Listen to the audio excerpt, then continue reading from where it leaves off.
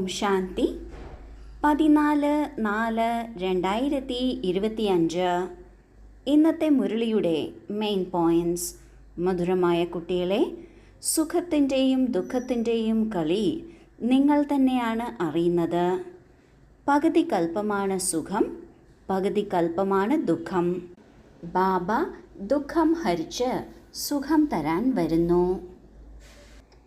ഈ നാടകം സുഖത്തിൻ്റെയും ദുഃഖത്തിൻ്റെയും കളിയാണ്.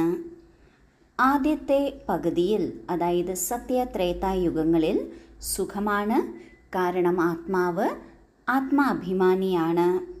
എന്നാൽ ദ്വാപര കലിയുഗങ്ങളിൽ ആത്മാവ് ദേഹാഭിമാനത്തിലേക്ക് വരുന്നത് കാരണം ദുഃഖിതരാകുന്നു.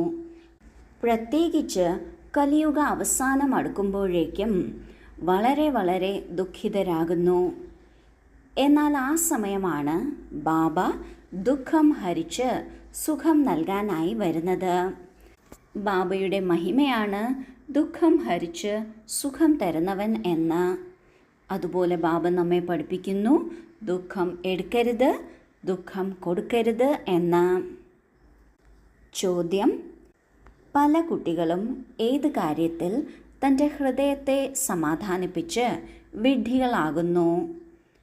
ഉത്തരം: പല കുട്ടികളും ചിന്തിക്കുന്നു, നമ്മൾ സമ്പൂർണരായി, നമ്മൾ തികച്ചും തയ്യാറായി. ഇങ്ങനെ മനസ്സിലാക്കി തൻ്റെ ഹൃദയത്തെ ആശ്വസിപ്പിക്കുന്നു. ഇതാണ് വിഡ്ഢിയാകുക എന്നത്. ബാബ പറയുന്നു, മധുരമായ കുട്ടികളെ, ഇപ്പോൾ വളരെ പുരുഷാർത്ഥം ചെയ്യണം. നിങ്ങൾ പാവനമാകുമ്പോൾ പിന്നെ ലോകവും പാവനം വേണം. രാജധാനി മുഴുവനും സ്ഥാപിതമാകണം. ഒരാൾ മാത്രമായി പോകുക സാധ്യമല്ല. പല കുട്ടികളും തൻ്റെ ഹൃദയത്തെ സമാധാനിപ്പിക്കുന്നു, നമ്മൾ സമ്പൂർണരായി, നമ്മളെല്ലാം തികഞ്ഞവരായി, നമ്മൾ പെർഫെക്റ്റായി സത്യുഗത്തിലേക്ക് പോകാൻ തയ്യാറായി എന്ന്. എന്നാൽ ആരാണോ ഇങ്ങനെ ചിന്തിക്കുന്നത് അവരെക്കുറിച്ച് ബാബ പറയുന്നു, അവർ വിഡ്ഢികളാവുകയാണ്. ബാബയാണ് എല്ലാം അറിയുന്നവൻ. അങ്ങനെ എല്ലാം അറിയുന്നവനായ ബാബ നമ്മൾ കുട്ടികളോട് പറയുകയാണ്, ഇനി ശരിക്കും പുരുഷാർത്ഥം ചെയ്യാൻ ബാക്കിയുണ്ട്. കാരണം നാം ഒരു ജന്മത്തേക്കോ 2 ജന്മത്തേക്കോ അല്ല പുരുഷാർത്ഥം ചെയ്യുന്നത്, നാം മുഴുവൻ കൽപ്പത്തിനു വേണ്ടിയുമാണ് പുരുഷാർത്ഥം ചെയ്യുന്നത്. പ്രത്യേകിച്ച് ആദ്യത്തെ 2 യുഗങ്ങൾക്ക് വേണ്ടി. ഈ ആദ്യത്തെ 2 യുഗങ്ങൾ ഏറ്റവും മികച്ചതാണ് എങ്കിൽ വരുന്ന മറ്റ് 2 യുഗങ്ങളിലും നമ്മൾക്ക് എല്ലാവിധ സുഖങ്ങളും ഉണ്ടായിരിക്കും. കഷ്ടപ്പാടുകൾ, ദുഃഖം വളരെ കുറവായിരിക്കും. എന്നാൽ ഇതിനായി ധാരാളം പുരുഷാർത്ഥം ചെയ്യണം. നാം പവിത്രമാകുമ്പോൾ ലോകവും പവിത്രമായി തന്നെ വേണം. നാം മാത്രം പവിത്രമായി ഈ അപവിത്ര ലോകത്തിൽ നിൽക്കുക സാധ്യമല്ല. മാത്രമല്ല, മുഴുവൻ രാജധാനിയും തയ്യാറാകണം. ഒരാൾ മാത്രമായി പോയി രാജ്യം ഭരിക്കുക, സത്യുഗം നടത്തുക സാധ്യമല്ല. അതിനാൽ നന്നായി പുരുഷാർത്ഥം ചെയ്യണം. ഒരിക്കലും നമ്മളെല്ലാം തികഞ്ഞവരായി എന്ന് ചിന്തിക്കരുത്. അങ്ങ് തന്നെയാണ് മാതാവും, അങ്ങ് തന്നെയാണ് പിതാവും.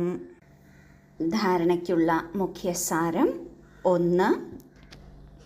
ബാബയിലുള്ള ഗുണം സ്വയത്തിലും നിറയ്ക്കണം. പരീക്ഷയ്ക്ക് മുന്നേ പുരുഷാർത്ഥം ചെയ്ത് സ്വയം സമ്പൂർണ്ണ പാവനമാക്കണം. ഇതിൽ വിഡ്ഢികളാകരുത്. 2. സ്വദർശന ചക്രധാരി ആക്കണം.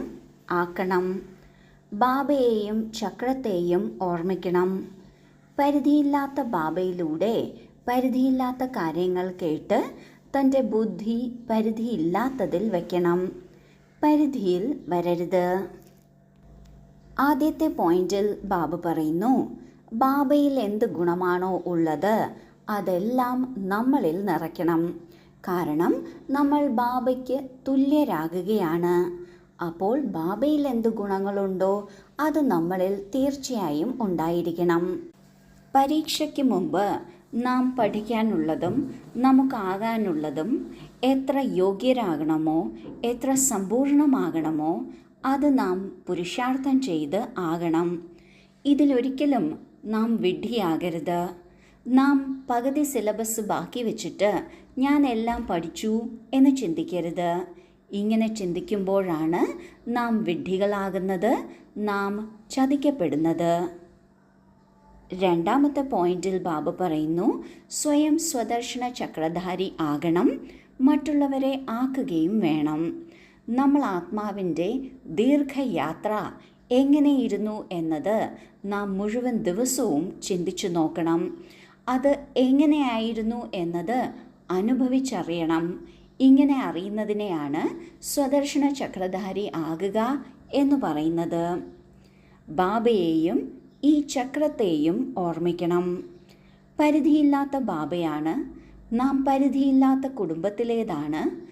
നമ്മളും പരിധിയില്ലാത്തതാണ്.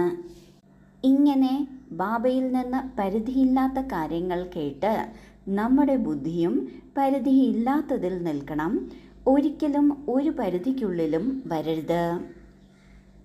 വരദാനം: സ്വസ്ഥിതിയിലൂടെ പരിതസ്ഥിതികൾക്ക് മേൽ വിജയം പ്രാപ്തമാക്കുന്ന സംഗമയുഗി വിജയീ രത്നമായി ഭവിക്കട്ടെ. പരിതസ്ഥിതികൾക്ക് മേൽ വിജയം പ്രാപ്തമാക്കുന്നതിനുള്ള മാർഗമാണ് സ്വസ്ഥിതി. ഈ ദേഹവും അന്യമാണ്, സ്വന്തമല്ല. സ്വസ്ഥിതി അല്ലെങ്കിൽ സ്വധർമ്മം സദാ സുഖം അനുഭവപ്പെടുത്തുന്നു. പ്രകൃതിയുടെ ധർമ്മം, അതായത് അന്യധർമ്മം അല്ലെങ്കിൽ ദേഹത്തിൻ്റെ സ്മൃതി ഏതെങ്കിലും പ്രകാരത്തിൽ ദുഃഖമാണ് അനുഭവപ്പെടുത്തുന്നത്. അപ്പോൾ ആര് സദാ സ്വസ്ഥിതിയിലിരിക്കുന്നുവോ അവർ സദാ സുഖം അനുഭവിക്കുന്നു. അവരുടെ അടുക്കൽ ദുഃഖത്തിൻ്റെ അലകൾ വരിക സാധ്യമല്ല. അവർ സംഗമയുഗത്തിലെ വിജയീ രത്നമായി തീരുന്നു. ഈ സംഗമയുഗത്തിലെ ഏറ്റവും വലിയ വിജയിയാകുന്നതിനുള്ള മാർഗമാണ് സ്വസ്ഥിതിയിൽ നിൽക്കുക, സ്വധർമ്മത്തിൽ നിൽക്കുക. സ്വസ്ഥിതി അല്ലെങ്കിൽ സ്വധർമ്മം നമുക്ക് സുഖം തരുന്നതാണ്. എന്നാൽ ശരീരം എന്നത് അല്ലെങ്കിൽ പരിതസ്ഥിതി എന്നത് അന്യമാണ്, നമ്മുടെ സ്വന്തമല്ല. ഇങ്ങനെ പ്രകൃതിയുടെ ധർമ്മം അല്ലെങ്കിൽ പരധർമ്മം, ദേഹത്തിൻ്റെ സ്മൃതി ഏതെങ്കിലും തരത്തിൽ ചെറിയതാകട്ടെ വലുതാകട്ടെ ദുഃഖം അനുഭവപ്പെടുത്തുന്നു. നാം ശ്രദ്ധിക്കണം. നാം സ്വസ്ഥിതിയിലിരിക്കണം, സ്വധർമ്മത്തിലിരിക്കണം. ആര് ഇങ്ങനെ സ്വസ്ഥിതിയിലും സ്വധർമ്മത്തിലും ഇരിക്കുന്നുവോ അവരുടെ അടുക്കൽ ഒരിക്കലും ദുഃഖത്തിന് വരാൻ സാധിക്കില്ല. അവർ സദാ സുഖം അനുഭവിച്ചുകൊണ്ടിരിക്കുന്നു. എവിടെ സുഖമുണ്ടോ അവിടെ ദുഃഖമുണ്ടാകുക സാധ്യമല്ല. എവിടെ ദുഃഖമുണ്ടാകുമോ അവിടെ സുഖവും ഉണ്ടായിരിക്കുക സാധ്യമല്ല. ഏതെങ്കിലും ഒന്ന് മാത്രമേ സാധ്യമുള്ളൂ. ദുഃഖത്തെ മാറ്റുന്നതിനുള്ള ഏറ്റവും നല്ല വഴിയാണ് നമ്മുടെ സ്വസ്ഥിതിയിലിരിക്കുക എന്നത്. ആര് ഈ സ്വസ്ഥിതിയിലിരിക്കുന്നുവോ അതിൻ്റെ സുഖം അനുഭവിക്കുന്നുവോ അവരാണ് സംഗമയുഗത്തിലെ വിജയീ രത്നം ആകുന്നത്. സ്ലോഗൻ: പരിവർത്തന ശക്തിയിലൂടെ വ്യർത്ഥ സങ്കല്പങ്ങളുടെ ഒഴുക്കിൻ്റെ ഫോഴ്സ് സമാപ്തമാക്കണം.